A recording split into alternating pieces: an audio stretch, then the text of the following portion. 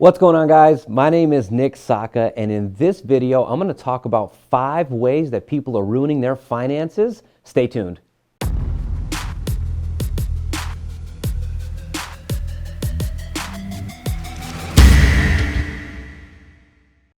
All right, guys, so for those of you that don't know me or this is your first time tuning in, I own a few businesses here in Las Vegas, Nevada, a few insurance agencies, but before my time as a business owner, I was actually a banker. And during my banking days, I got to learn a lot about how people manage their money. And being a broke college student during that time also taught me a lot about myself and how I needed to manage my money as well. I've been as frugal as ordering off the dollar menu and ordering cups of water to help me pay for school. I've been as frugal as dedicated as delivering pizzas on the weekends, just so that way I could make things happen and that way I could afford school and afford living. And so I've gotten to, over the years, learn a lot about how people spend their money, what successful people do differently, what extremely wealthy people do differently, what broke people do differently, and it has brought me to about 5 different things that I think are the biggest difference maker, and we're gonna go over them today. All right, guys, so the first way that people are ruining their finances are by ruining their credit. And this starts usually at a young age. Some of it's controllable, some of it's not controllable, i.e., identity theft and things like that. But for the most part, in my opinion, it's controllable from what I saw in my banking days. Now, by having bad credit, you're doing a couple of different things. One, you're screwing yourself out of the best interest rates on auto loans, home loans, credit cards, apartment complexes, and all these different places are requiring higher down payments because of a lack of a good credit history. And so in my banking days, it was my job to sell people credit cards, college credit cards, student credit cards, and it was my job to also sell people auto loans and home loans and things like that. And so I saw the difference between someone getting a 4% interest rate and someone getting a 12% interest rate and someone getting a 22% interest rate. And for those that don't understand what that means you are ultimately paying more money to get something simple like an auto loan, or just by having a car loan, you are going to be paying more money just to be able to be in the position to have that. Now, my business today wouldn't have been possible without having a good enough personal credit for me to start establishing business credit to eventually get business lines and loans and lines of credit to be able to give myself the cash flow to be able to operate my business. Now, it's super important for those that don't have a business to have that cash available, just so that way, in case you're in a cash flow crunch, you're able to make payroll.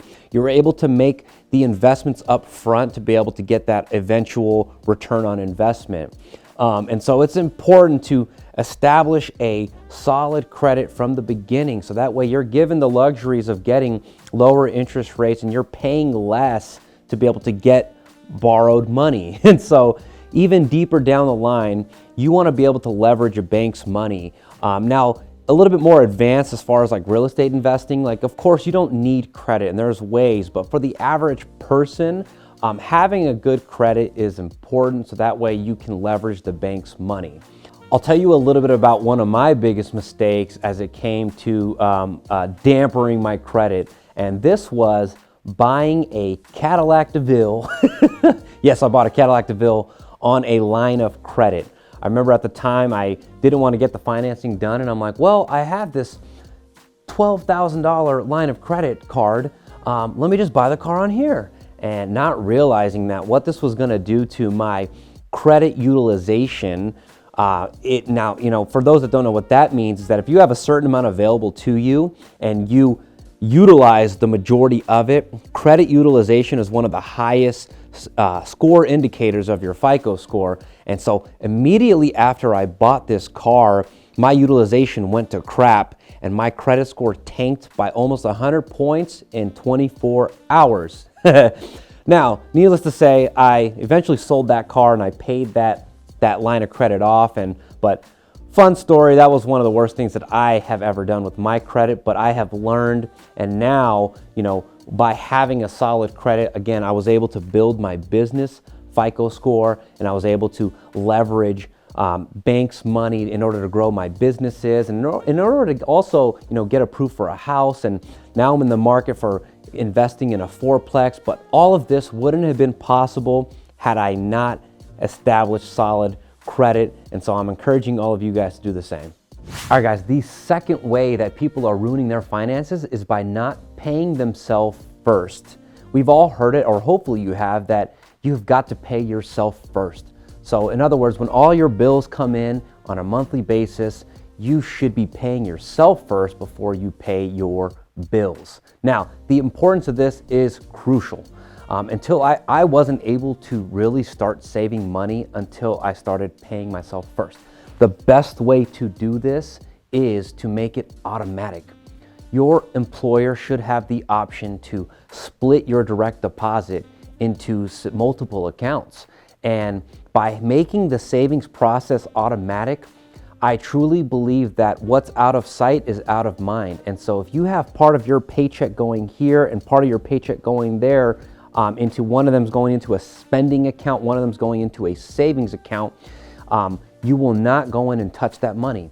Another thing that I used to do was just cut up the debit card for that other bank, meaning I had no access to those funds.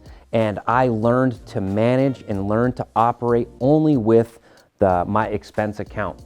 Now, some of you might be saying, Nick, I'm not able to save that much money. I literally am up to my neck in bills, and I just don't have the ability to operate on just that. Start small. If you're able to save $20 every single paycheck, at least it's $20, and it will grow. And as you hopefully are doing an exceptional job of your career or your work, hopefully you'll be making more money, or maybe you'll pick up on some part-time hustles. Maybe you'll deliver pizzas like I did back in high school or back after college. And you will find ways to make more money and to make the savings process automatically. We've all also heard that you need to have an emergency fund. This is why it's important to save your money and to make it automatic, to pay yourself first, because things are gonna come up. Things will always come up. Your car will need an oil change. Your car transmission might go out. Your pipes might burst at your house.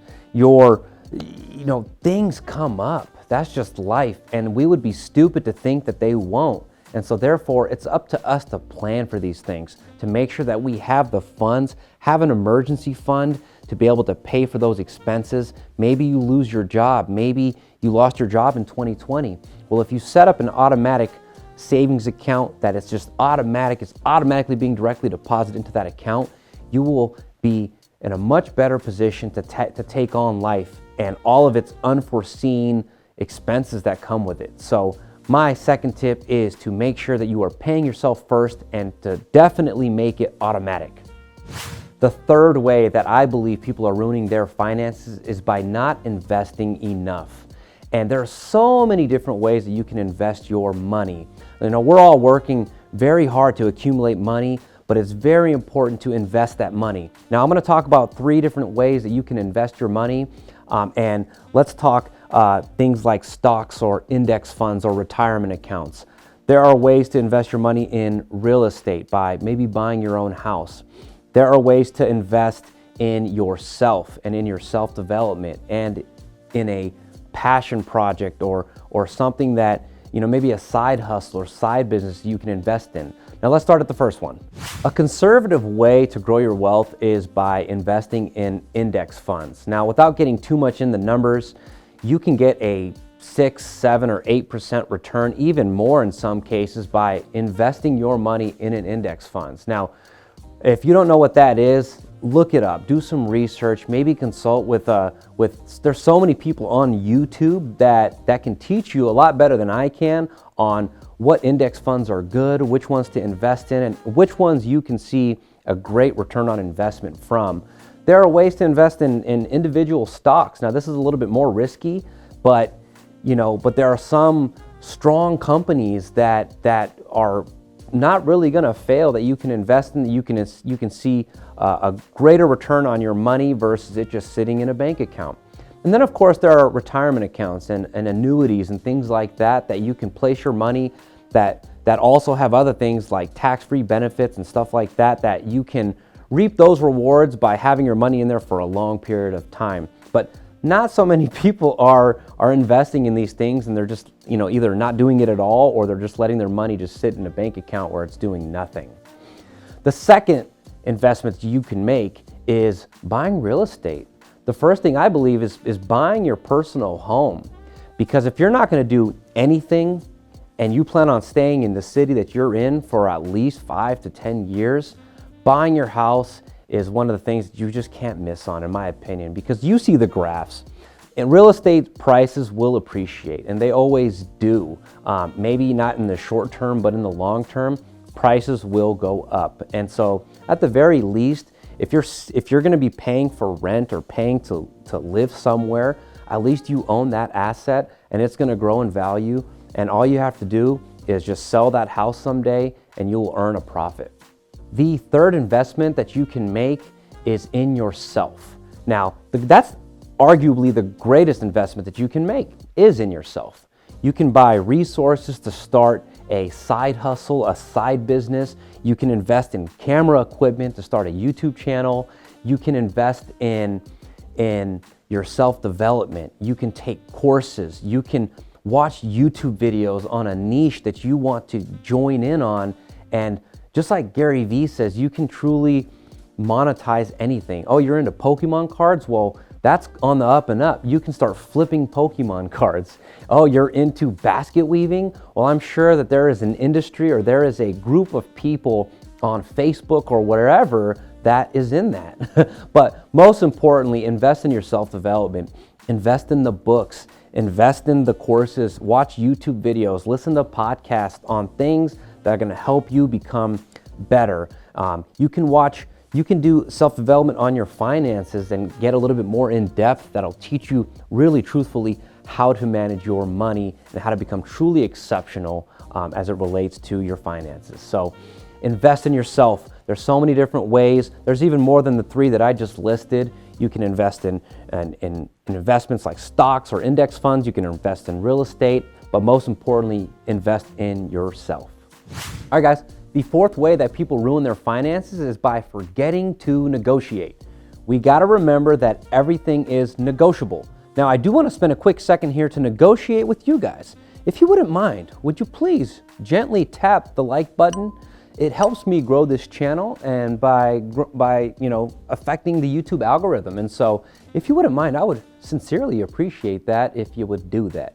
Thank you guys so much for doing that. I super appreciate it. All right, bye. But by forgetting to negotiate, we have to remember that everything is negotiable. Everything from bank fees to the cost of couches to the cost of buying a house to the cost of camera equipment. Now, obviously, some things aren't negotiable, but we have to remember that we have just got to ask. I came from banking and we're in control of reversing overdraft fees, right? They don't quite like it when we do, but we're able to, right? So the next time that, maybe Delta Airlines is trying to assess a fee or maybe you missed your appointment for a gym session or something like that, just remember that everything is negotiable and it never hurts to ask. So always ask. You'll be surprised with what the outcome will be. But you don't ask, you don't receive, and that's just how it goes. So make sure that you understand that everything is negotiable and don't forget to ask. All right, guys, and we are at the 5th and last way that people ruin their finances, and this one's obvious. You guys have all heard this one before, and it's buying stupid things. Now, I've told you guys about some of the stupid things that I bought. I bought a Cadillac on a line of credit that was extremely stupid, and it tanked my credit score. But even deeper than that, they're the small little purchases that we're making on a daily basis that we may not realize is stupid, but they are, and they add up, right? I'll give you another example of a couple stupid things that I bought, on my way up to where I'm at today. And I live here in Las Vegas, and during the age of 21 through 25, we were out partying, And the drinks aren't expensive, or the drinks aren't cheap here in Las Vegas. They are super expensive, right? You go to the bar here in Las Vegas and you're like, let me get two vodka tonics or whatever. And that bad boy comes out to like $42. I'm not playing. I mean, obviously that's here in Las Vegas. I mean, it might be different where you're at, but that was extremely stupid, especially when I'm making like $14 or $15 an hour. So don't buy stupid things. Other things like buying Starbucks when you can make Keurigs at home, or you can make coffee at home and save your money on those expensive little things that add up, right? Buying food. I mean, we all know that buying food adds up. And so it's not so much the large purchases, but a lot more, and more often than not, it's the very tiny purchases that we're not thinking of and that we're buying subconsciously because it's like, oh, I deserve this, or it's not that big of a deal if I buy this Frappuccino right now. But they add up, and a lot of times they will affect your ability to invest in yourself, invest in saving money, and every other point that we went over today. They affect those other ways. And so make sure that you're watching your spending, that you're only buying what you truly need. Don't buy name brand things. Like, it's okay to shop at Ross and to buy, and to, you know, it might take a little bit longer to find those one or two nice little outfits, but they got some gold there. For all my Ross shoppers out there, or TJ Maxx people out there, you'll find some good buys. Even deeper than that, guys, if you are gonna eat out, I was the college student that ordered beanie cheese and rice burritos, and I ordered the water cup. I had friends that made fun of me. They're like, man, why don't you just buy the soda? Because it's $2.50. That's why I didn't buy the soda. And that adds up. And it's okay to be judged, because at the end of the day, you're gonna have a better financial picture than them. So who cares if you order 2 or 3 things off the dollar menu? Obviously, I encourage you to make sure that you get your fitness right and that you were working out to burn them calories off, because it's not the healthiest of the food. But look, I had to do what I had to do in order to get through college, to pay for it, and to not have any debt. And so I encourage all of you guys to as well. Make sure you're smart with your money. Don't buy stupid things. We all know that buying a new car is a bad investment. We all know that, you know, eating out every other day is stupid. And we all know that partying and spending money on stupid things like that are a bad investment. So make sure that you're watching your spending. Don't buy stupid things. All right, guys, so we've reached the end of this video. Those are my 5 ways that most people ruin their finances. Do me a huge favor, comment some of the mistakes that maybe you have made. We went over a bunch of mine in this video, but let's hear some of yours.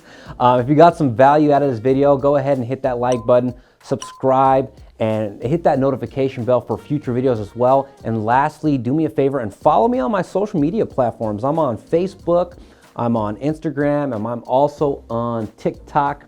Until next video, thank you so much for watching. Have a blessed day.